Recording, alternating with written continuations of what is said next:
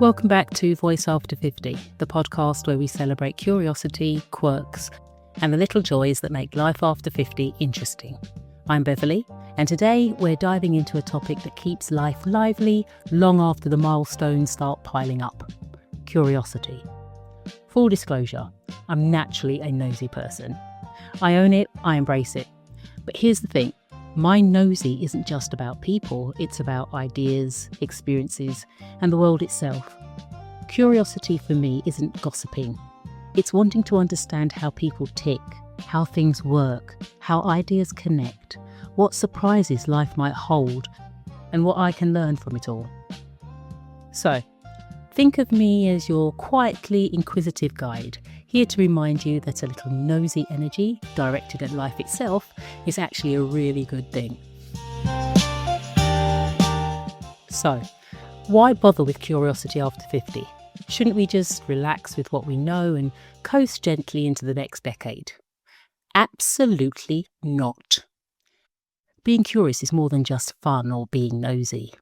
Even Albert Einstein, a lifelong explorer of ideas, said, "I have no special talent, I'm only passionately curious." Now that's my kind of mindset. And neuroscience backs this up. Curiosity isn't just a personality trait, it's a kind of brain exercise. Various studies show that staying curious keeps our neurons active, strengthens memory, and helps us learn new things faster. That little thrill you feel when discovering something new, that's dopamine doing a happy dance inside your head. I love how the MedLink neurology blog describes it. At the heart of curiosity lies the brain's reward system, primarily involving structures such as the nucleus accumbens, amygdala, hippocampus, and the prefrontal cortex. These regions interact in a delicate dance driven by neurotransmitters like dopamine to create the pleasure associated with acquiring new information. When we stumble upon something novel or mysterious, the reward system kicks into gear, releasing dopamine. This release not only generates a pleasurable sensation, but motivates further exploration and learning, solidifying the link between curiosity and the brain's reward mechanisms. Isn't that fantastic? And trust me, after 50, our brains could use a few more happy dances. The challenge is, after 50, life can start to feel predictable. Routines are set, responsibilities familiar, even hobbies can feel a bit stale. That's where curiosity comes in. It's the antidote to routine. It keeps your brain alive and makes everyday life feel a little more interesting. Let's talk about novelty. Your brain loves it. And no, you don't need to climb Mount Everest or start speaking Klingon, though if that's your thing, you go for it. But even small, manageable shifts can work wonders. Try a new recipe from a cookbook you've had for ages. Listen to a podcast on a topic you'd normally ignore: quantum physics, ancient history, economics, or the secret life of moss. Yes, moss. And here's a nugget for you about moss. The quietly minding its own business green stuff on rocks and trees, don't underestimate it. Some mosses can walk. Yes, I said walk, but obviously not with little moss legs. But they can move ever so slowly toward the light, stretching more on one side than the other in a botanical phototropism dance that takes weeks. They're tiny recycling heroes, breaking down rock into soil, creating homes for other plants. And some even have a kind of memory. They remember past droughts and are better prepared to survive the next one. Something so small can be clever, resilient, and quietly fascinating. Who would have thought it? Another way to fuel curiosity is to ask questions, like a quietly inquisitive cat. Notice things, wonder how they work, and explore ideas without prying into anyone's personal life. That's the magic balance. Your mind stays active, engaged, and challenged without stepping on anyone's toes. Playfulness helps too. Research shows that approaching learning with a playful mindset releases more dopamine. Translation: having fun while exploring keeps your mind engaged. Tiny wow moments, an exclamation, a laugh, or a sigh of delight, they all matter. And curiosity thrives on uncertainty. You don't need all the answers. In fact, not knowing can be liberating. That little, I wonder what would happen if moment. That's mental stretching.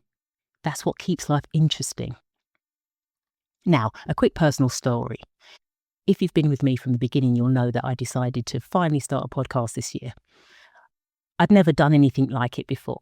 I had questions, fears, technical headaches, and moments of thinking, am I too late for this? And this is still the case at times. But diving into something new, learning as I go along, talking to experts, experimenting with audio, all of it fueled my curiosity and made me feel a buzz in ways I hadn't expected. Starting this journey of Voice After 50 has been one of my best nosy experiments yet, and I keep discovering new things every week.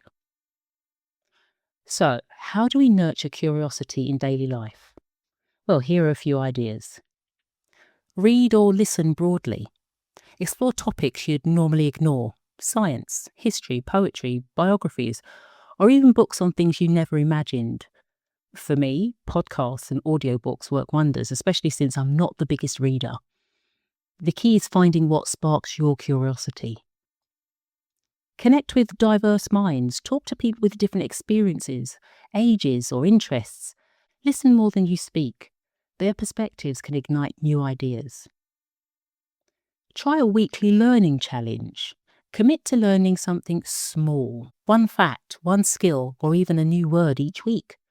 Tiny steps make curiosity habitual. Keep a curiosity journal. Jot down questions, observations, or ideas. Review it weekly and follow up on one. It's amazing how this simple practice nurtures a sense of wonder. Allow yourself to be a little nosy.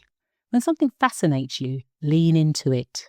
It's a reminder that your brain is alive and curious.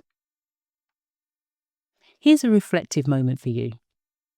Take a minute and think, what's one small thing you've noticed or wondered about this week? Let that curiosity linger and maybe jot it down.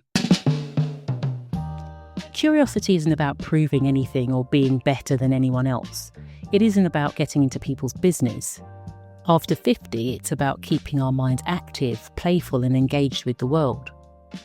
So, own your nosy side, directed at ideas, experiences, and life itself. Embrace the questions, the surprises, and the I wonder moments. That quiet, sometimes nosy spark is what makes life endlessly fascinating. If you enjoyed today's episode, I'd love it if you could subscribe, leave a review, or share it with a friend. It really helps Voice After 50 reach more curious minds like yours. And a quick note, the content of this and all my podcast episodes is for general informational and entertainment purposes only. It's not professional advice, counselling, or therapy, so please consult a qualified professional for any personal, medical, or psychological concerns you may have. Thanks for tuning in. I'm Beverley, reminding you it's never too late to explore, learn, and marvel at the world around you. Stay curious and maybe squeal a little when something amazes you.